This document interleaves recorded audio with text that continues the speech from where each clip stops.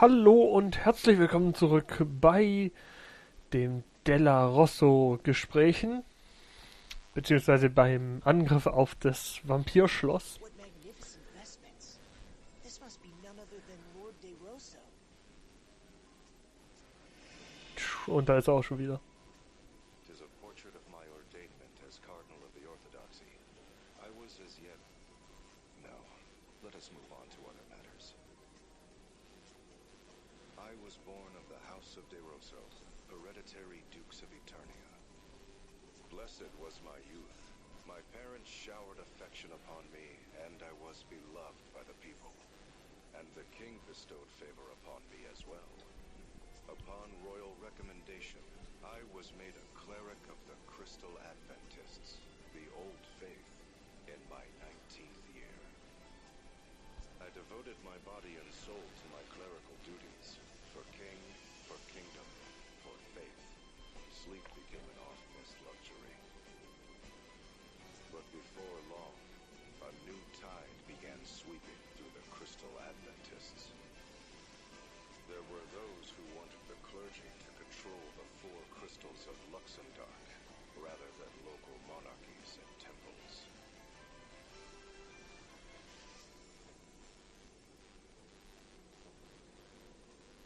That belief formed the core of the Crystal Orthodoxy. The Eternian royal family, keepers of the Earth Crystal, immediately assented to this new way. I soon found myself appointed to the position of Cardinal in the Orthodoxy. Me, a mere cleric. Cardinal de Rosso.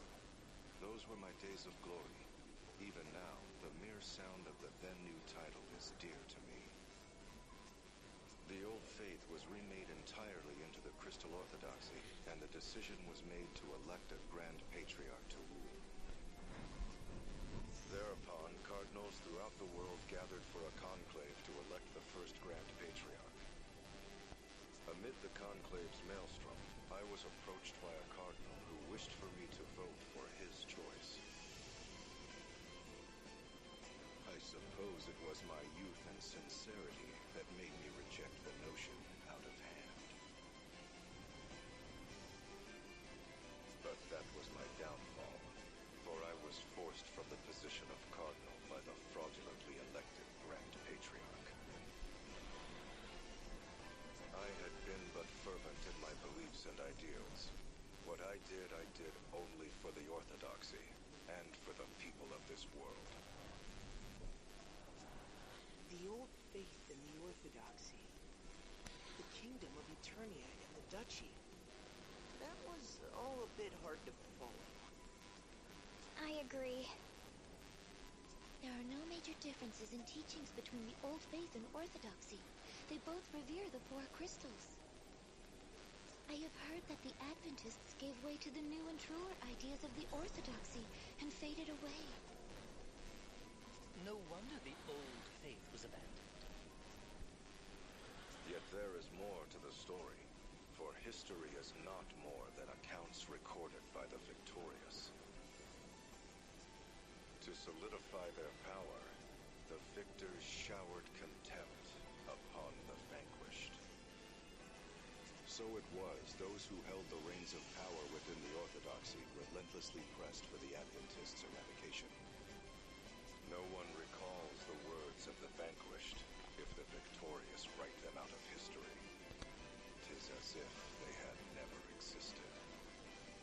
I've been taught that the battle between the two faiths had been fierce, and in its wake, devastation persisting to this day covered all the lands.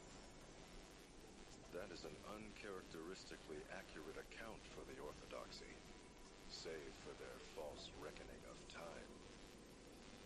It was after the Orthodoxy had begun ruling the world that the endless conflict with the Adventists began. I should know, for I was there to bear witness firsthand. Lord de Rosso, how could you possibly be that old?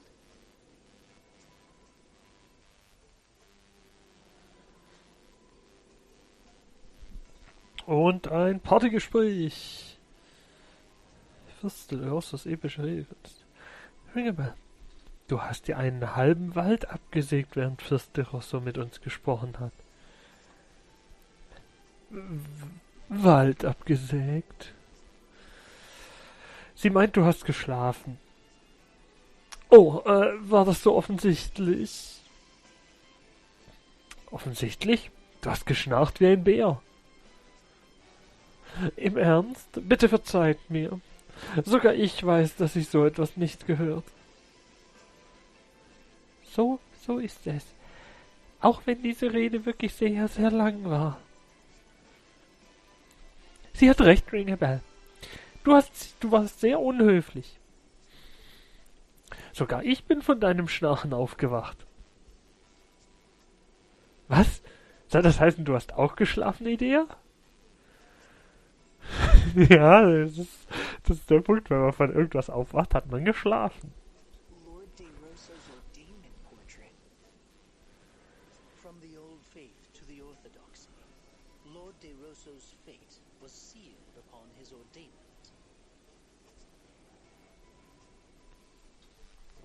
Tja. Scheinbar gibt es immer einige Dinge, die hier falsch laufen. Der De Rosso, der ist ja ein netter Typ. Seltsam, aber nett. Ich meine, die Tatsache, dass er sagt, ja, ihr müsst das machen und das machen, damit ihr gegen mich kämpfen könnt.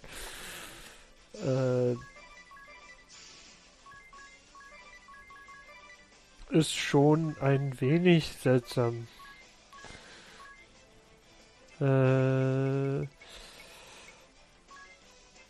Was haben die als Schwäche? Wind.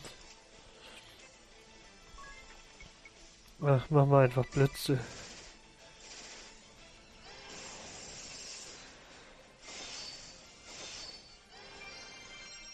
So.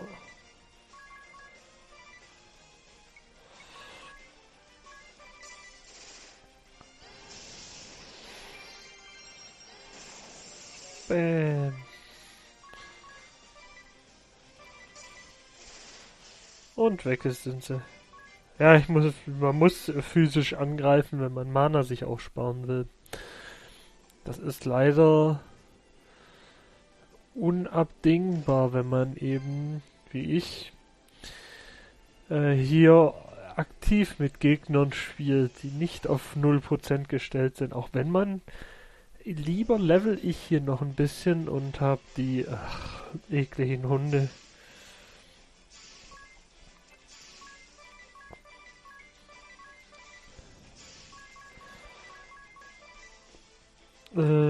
So, heilen.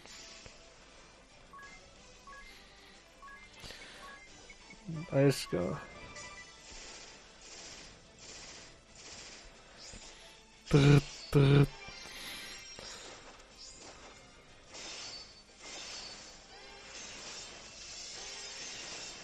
So. Ringabel braucht auch noch ein bisschen, um in seinem Job voll aufzusteigen. Aber die 1000, die wird er wahrscheinlich nicht rechtzeitig zusammenkriegen. So. Warum hat der Typ hier auch so lange Wege? Also, ich meine, wenn den mal jemand besuchen kommt, der muss erst durch die ganze Galerie durch, oder wie?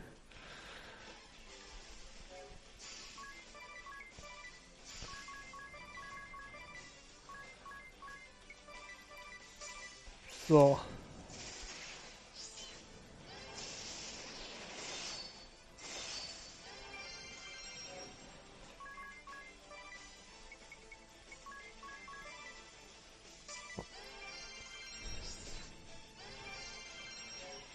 Okay. So. Ja, der ist am schnellsten. Ich habe ihm auch extra den Speed Boost gegeben, also nicht unerwartet. Außerdem lässt sich so auch die Special Moves sammeln. Ich meine... So. Können wir uns das nächste Porträt angucken. This one shows a castle in flames. Da ist wahrscheinlich das Bild verbrannt worden. A large army surrounds it. It looks as if it could fall at any moment. Is this not this very castle? See, the western corridor right here.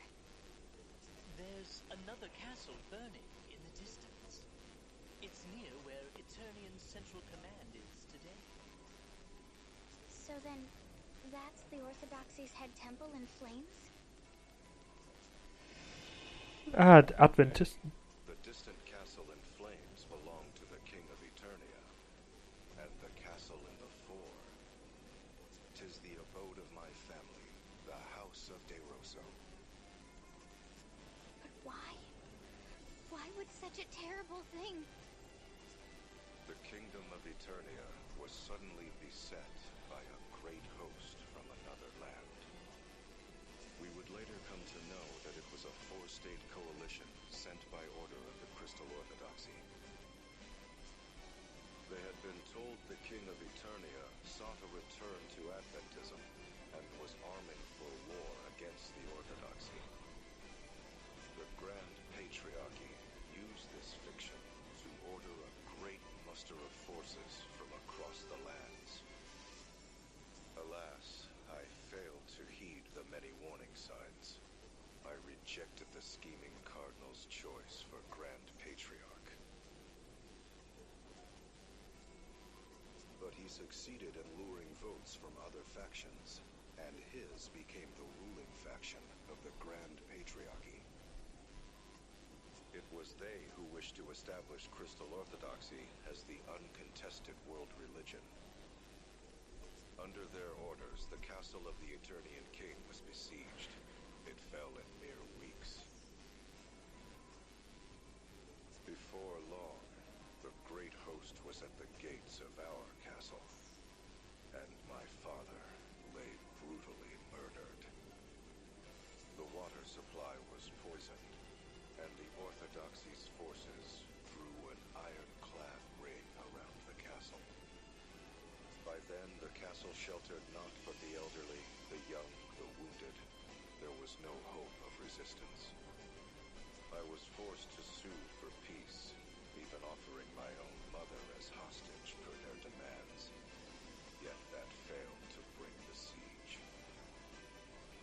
The commoners who had placed their faith in my family and me slowly starved to death.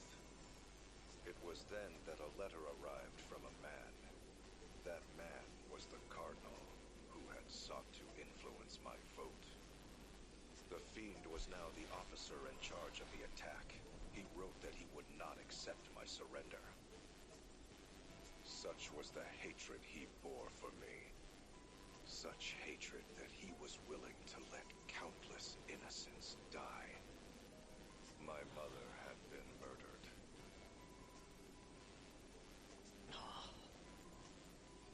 Our castle was consumed in flames. That is the painting you see here. How could the Orthodoxy do such a thing? This all reminds me of what happened during the Great Plague. Indeed. Perhaps the Templar and I are not so very different. To be betrayed by what you believe in. To have your family and those you protect murdered. Though we do not see eye to eye, perhaps it is a shared sorrow that binds us.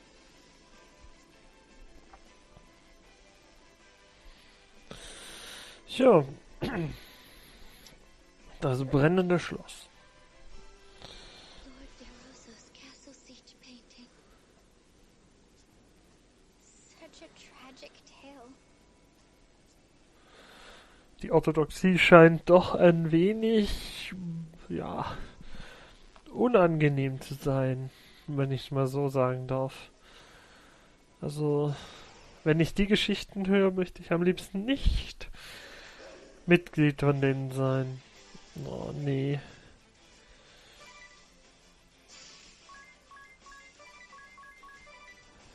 So. So.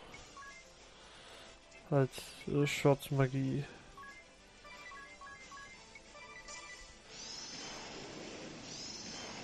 Ach du Schande.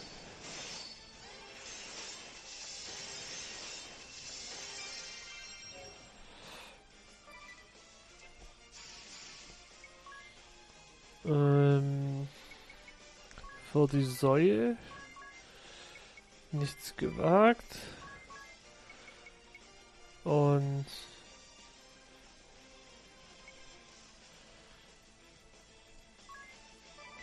machen wir das. Und alles klar.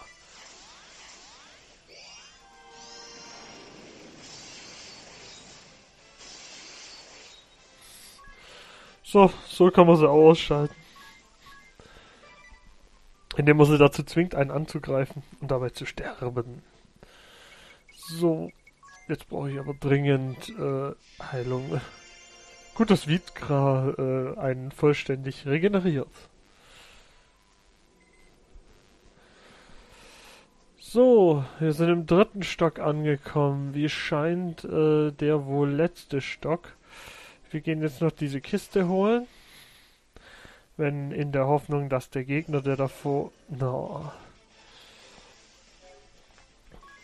Mach mal vor die Säue. Weil ich bin mir eigentlich sicher, dass halt du sollst alle heilen.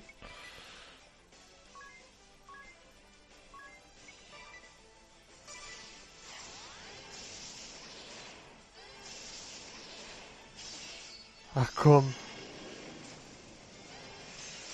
Hey, er hat doch vor die Säue gemacht. Hä? Ich hab doch hier. Verringert den Schaden eines magischen Angriffs und kontert diesen. Ja? Das müsste doch eigentlich funktioniert haben. So. Hä, warum funktioniert das jetzt nicht?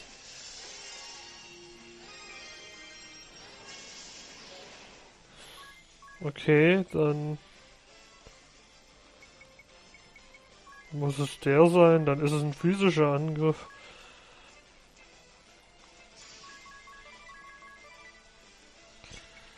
So.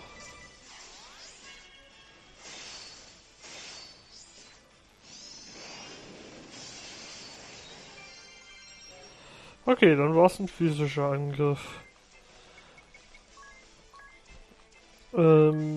So.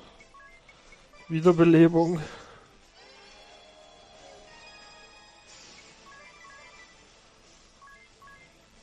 So. Oder so. Das passt dann. Gut. Wie gesagt, die Kiste holen wir noch schnell, wo ein Zwergenfäustling drin ist. Ja. Na, verdammt. So. Okay. Dann war's das für heute wieder hier. Und ich wünsche euch natürlich noch viel Spaß beim nächsten Mal. Und ich gehe davon aus, dass da vorne der Rosse auf uns wartet. Bis dahin. Tschüss.